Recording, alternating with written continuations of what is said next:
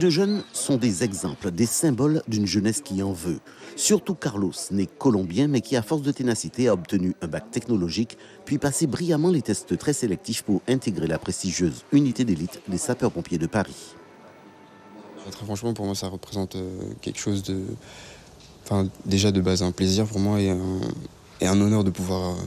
comment dire, de pouvoir avoir eu la chance de participer à ces épreuves. Je sais pas, c'est quelque chose qui m'émeut et qui me fait vraiment plaisir. Partant de là, comment vois-tu la suite de ta carrière? Très franchement, moi, j'aimerais, la suite de ma carrière, j'aimerais peut-être un jour faire partie de l'élite, c'est-à-dire je sais pas si vous avez entendu parler de la GREP. Donc voilà, moi, c'est ça que je vise. J'ai vraiment envie d'être au top de ce que je peux faire là-bas. La concrétisation d'un rêve d'enfant également pour Chavannes, titulaire lui d'un bac professionnel et d'un BTS maintenance industrielle. Lui aussi allie tête et jambes, deux conditions indispensables pour faire carrière à la BSPP. Quand on veut, on peut. Quand on veut, on peut toujours. Et il faut se donner des objectifs. Et moi, je vois, si Dieu veut, plein de réussite. Plein de réussite et une belle carrière qui se profile pour moi. Tu veux un jour revenir en Guyane? Oui. On va dire que j'y pense au fond. J'y pense au fond, après ça ne dépend pas toujours, ça dépend pas de moi.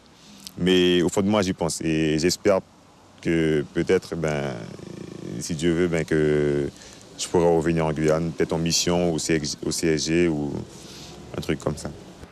Régulièrement présente lors des défilés du 14 juillet, la brigade des sapeurs-pompiers de Paris est localement connue pour sa mission de protection du centre spatial guyanais. C'est une opportunité, une chance, je dirais, énorme qui leur est offerte d'intégrer la brigade des sapeurs-pompiers de Paris, étant donné que c'est une unité d'élite et tout ne vient pas à la brigade qui veut. Et la sélection est, je dirais, par rapport au recrutement de l'armée de terre, très rude d'un point de vue physique.